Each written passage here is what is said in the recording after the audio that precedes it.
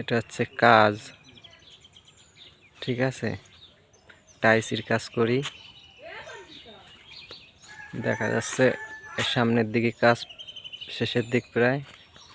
Pillar বাকি আছে, সিঁড়ি বাকি আছে।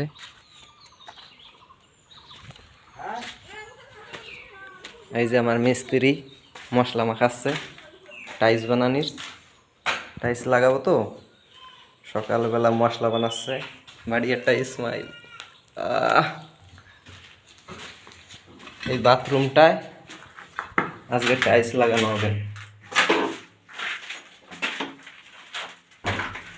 তাই সকালবেলা মশলা তৈরি করছে, বালি মশলা।